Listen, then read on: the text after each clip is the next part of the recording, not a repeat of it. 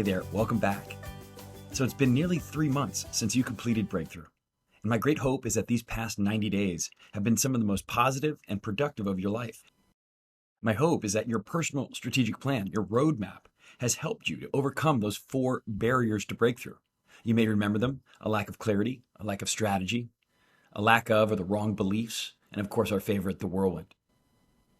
Now in this lesson, we're going to both discover and learn to overcome the final barrier, one greatly underappreciated obstacle that will always work to undermine our efforts to create lasting improvements to the way we live, work, and feel. That final roadblock, it's change. In the last 90 days, you have changed. Your life has changed. Your business has changed in ways both big and small. Of course, I don't know how exactly you've changed. I just know that you're not the same person living in the same world that you were just 3 months ago. And as a result, that personal strategic plan that you spent weeks developing and now months implementing will need to change as well. That's how we overcome this roadblock. As you may remember from the original course, when it comes to strategic planning, set it and forget it doesn't work. It must be a dynamic, living process so that the strategy remains fresh and relevant despite the change that we know will inevitably come. If your strategy fails to change, it becomes irrelevant. And when that happens, your clarity, your focus, your accountability goes right out the window, and the whirlwind will start eating you for lunch again. In this lesson, I'm going to show you how to avoid that. I'm going to share with you one final whirlwind-defeating high-performance habit that I call the quarterly review. This review process is a bulletproof way to ensure that we remain clear about where we are, where we're going, and how we're going to get there. Now, as with everything you've learned in Breakthrough so far, this process is also based upon best practice in corporate strategy execution. The best companies in the world all use dynamic strategic planning processes defined by quarterly business reviews every 90 days. But interestingly, some, including Netflix, learned the importance of this practice the hard way. In her great book, Powerful, Patty McCord, the original chief people officer at Netflix, shared how the organization spent thousands of hours and millions of dollars on annual planning that didn't work. As she writes, we were really just making stuff up. Whatever our projections were, we knew they would be wrong in 6 months, if not 3. We were wrong all the time. So Netflix ditched the annual planning process and moved to a more dynamic quarterly one, similar to what you're about to learn. A process that McCord and others credit for Netflix's incredible financial success and ability to consistently produce great original programming. Not surprisingly, many of the leaders of the companies that use dynamic planning processes also have a dynamic personal planning process. Microsoft's Bill Gates, Salesforce.com's Mark Benioff, Facebook's Mark Zuckerberg, just a few of the visionaries who review and refresh their personal vision and goals on a regular basis. As these leaders have shared, this isn't a nice-to-have luxury of the rich and famous, but essential to their success. And their instinct is backed up by research. As famed psychologist David Cobb writes, we learn most effectively when we reflect on our experience, use these reflections to develop new ways of thinking and behaving, and then test these approaches in new situations. That's precisely what we're trying to do here. Breakthrough is all about learning. And that's why we've developed this operating system, because it's the most effective way to learn, reflect, develop, and then ultimately grow. All right, so what do you say we learn how to do this? A good strategy review is a 4-step process. The first step, obviously, we're going to review. What happened? What went well? And how could we have made it better? What changed over the last 90 days? Step 2, reflect. Why did these things happen? What were the root causes? What created the change? Third, we're going to learn. What are the implications? What can we learn from the past 90 days to make us stronger going forward? And then finally, apply. What will you do more of, less of, differently over the next 90 days? Pretty straightforward, right? Well, it is. Yet there's always a tendency for that lizard brain to say something like, you don't have time for this. If that's the case, I just want you to take heart. A good quarterly review, this whole process, can be done in as little as 30 minutes. And to make it even easier, we've created a worksheet to guide you through the reflection process, complete with space for each of the primary reflection questions. You can see those here. Before I cut you loose to go do your own review, let's just go a click deeper on each of these questions. First, what went well? Now, as you may remember from our lesson on daily planning, it's essential to start any review with the good stuff, the highlights, as this leads to greater energy, creativity, and a better reflection in general. Now, if you're filling out your worksheet on a regular basis and capturing 3 highlights per day, you're going to have well over 200 highlights per quarter from which to choose. That's really some powerful momentum to leverage as you go into this review and reflection process. The second question in the review, what didn't go well? How could I have made the last 90 days better? Now, again, in that lesson on daily planning, I refer to this as the Ray Dalio question, a question that the Bridgewater CEO credits for the extraordinary success of his hedge fund. The way Dalio asks this question and uses this question is a great manifestation, I think, of the achievement value.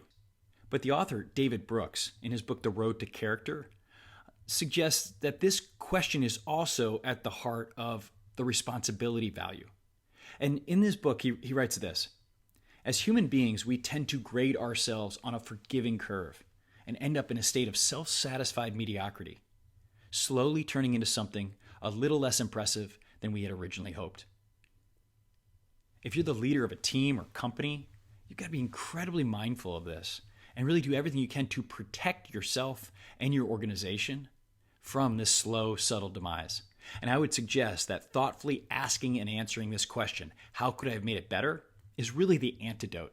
It forces you to reflect and identify those areas where there's opportunity for improvement, right? You can't rest on your laurels when you're constantly asking and answering this question.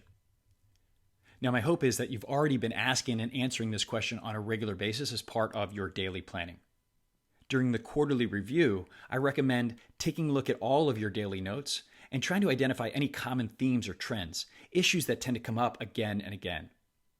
As I mentioned before, this isn't about beating yourself up. It's just a candid reflection on where and how you could have achieved better outcomes. Remember, pain plus reflection equals progress. All right, finally, our third question. What has changed? As the Greek philosopher Heraclitus once said, change is the only constant in life. In this step, we bring awareness to exactly how both we and the world around us has changed. First, I want you to consider your needs for security, connection, significance, and growth. How full are your buckets today? Are they more full or less than they were 90 days ago? If so, why?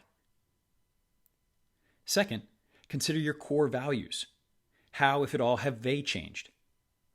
Now, there's a common misconception about values that they're immutable, but that's not true. They change over time.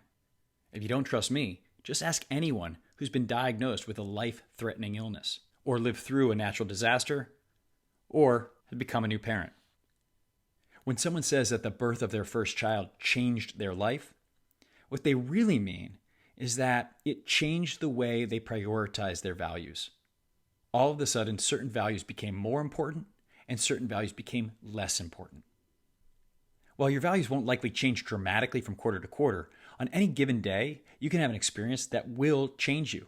And that's why we want to ask this question on a consistent quarterly basis. Great case in point, this guy, Joe Gebbia. In college, Gebbia was studying to become an industrial designer with dreams of making furniture, tools, and other consumer products that'd be used by the masses.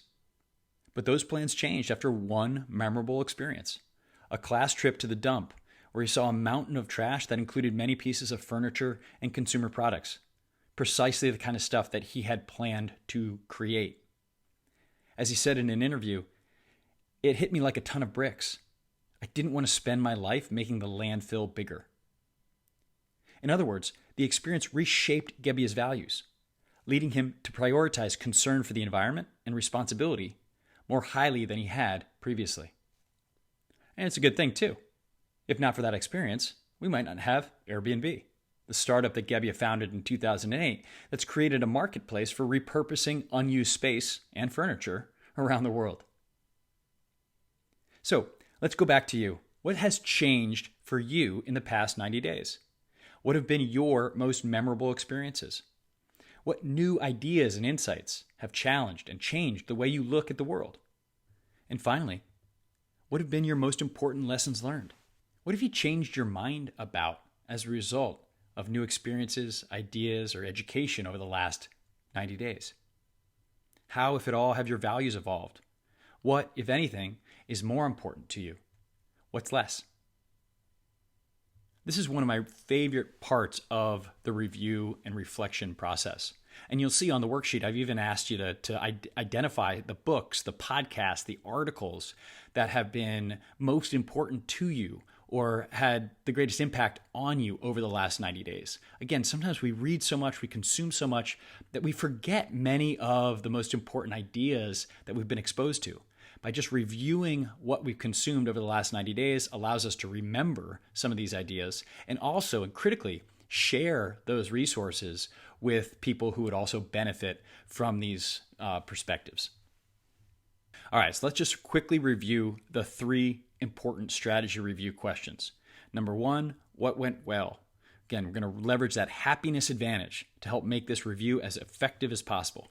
Really going through the highlights of the quarter. This is really should be a fun process as you think about all you've accomplished over the last 3 months. Number 2, how could I have made it better? Right? The antidote of self-satisfied mediocrity. Such an important question to ask on a regular basis. And finally, what has changed? What have you learned, experienced, or discovered that's changed you or changed your perception of the world around you? Now, obviously, this is not an exhaustive list of review questions, so feel free to add anything else you think that might be relevant to an effective review. But ultimately, these 3 questions will set you up great for that final essential question, the final phase of this process, which is to determine what will I do going forward. With the look back complete, it's time to look out over the next 90 days and set new 90-day targets. What will your new goals be? To what will you work towards? What metrics and outcomes will you establish to help ensure that this next quarter, these next 3 months, are even better than the last? Once you've identified your new goals, your new targets, then you can add those to a new quarterly roadmap document. I encourage you to go back and rewrite the whole thing, your values, your vision, your goals, on a clean version of the worksheet, copies of which can be found in the download section of this module, as well as in the relevant modules within the course. Now, I just mentioned your vision, and you may be wondering, what about it?